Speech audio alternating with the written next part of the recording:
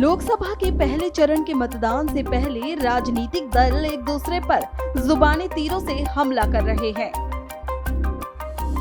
इस चुनावी महासंग्राम में अब शिवसेना उद्धव ठाकरे भी कूद गए हैं, जहां उन्होंने प्रधानमंत्री नरेंद्र मोदी के फर्जी शिवसेना वाले बयान पर हमला करते हुए कहा कि मेरी शिवसेना आपकी डिग्री की तरह फर्जी नहीं है। जिस शिवसेना की स्थापना बाल ठाकरे ने धरती पुत्रों के अधिकारों की लड़ाई के लिए की थी, उसे नकली कहा जा रहा है। उनका कहना है कि ये नकली शिवसेना है, ये आपकी डिग्री नहीं जिसे आप फर्जी कहें। क्या ये आपकी डिग्री है जिसे आप फर्जी बता रहे हैं? उनके बाद उनकी पार्टी के दूसरे सदस्य अमित शाह आए और उन्होंने भी इसे फर्जी बताया।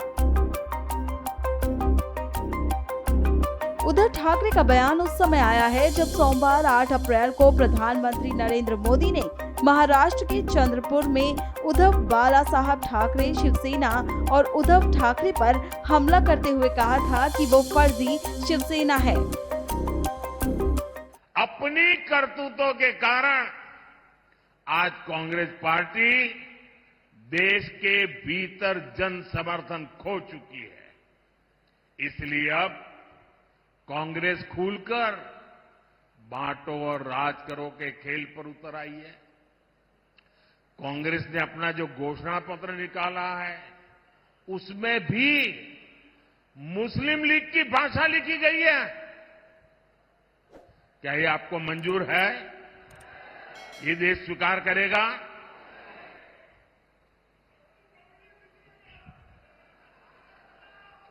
इनके सांसद भारत के एक और विभाजन की बात कर रहे हैं। इंडिया अलायंस के लोग दक्षिण भारत को अलग करने की धमकी दे रहे हैं। इंडिया अलायंस में शामिल डीएमके पार्टी सनातन को डेंगू, मलेरिया कहकर उसके खात्मे की बात करती है और कांग्रेस नकली शिवसेना वाले उन्हीं लोगों को महाराष्ट्र में लाकर उनसे रैली करवाते हैं। यही नहीं, गृह मंत्री अमित शाह ने भी उद्धव ठाकरे पर हमला करते हुए उनकी पार्टी को फर्जी बताया था। भाई और बहनों, हमारे सामने जो चुनाव लड़े राहुल जी के नेतृत्व में, ये सारे लोग यहां पर महाराष्ट्र में 3 पार्टियां इकट्ठा हुई है। एक नकली शिवसेना, एक नकली राष्ट्रवादी और एक आधी बची हुई कांग्रेस पार्टी। अब ये हमारे यहां तो गुजरात में कहावत है, 3 तिगड़ा काम बिगड़ा।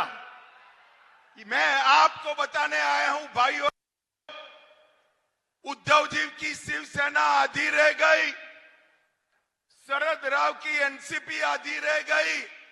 ये तो 2 आधे थे ही, ये दोनों ने मिलकर कांग्रेस को भी आधा कर दिया, आधा करने का काम कर दिया। अब मुझे बताओ, ये 3 आधे मिलकर महाराष्ट्र का भला कर सकते हैं क्या?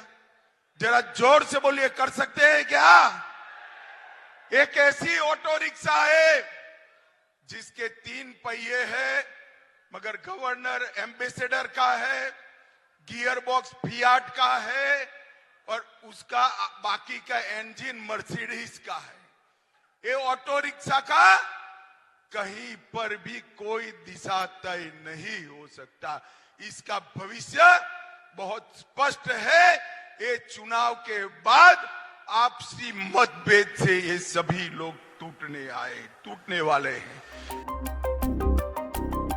आपको बता दें कि जून 2022 में शिवसेना नेता एकनाथ शिंदे ने 40 अन्य विधायकों के साथ पार्टी नेतृत्व के खिलाफ विद्रोह कर भाजपा से हाथ मिला लिया था, जिससे उद्धव ठाकरे के नेतृत्व वाली सरकार गिर गई थी और 2023 में एनसीपी को भी विभाजन का सामना करना पड़ा, जब अजीत पवार और छगन भुजबल जैसे प्रमुख नेताओं ने राज्य में सत्तारूढ़ भाजपा से हाथ मिलाया था।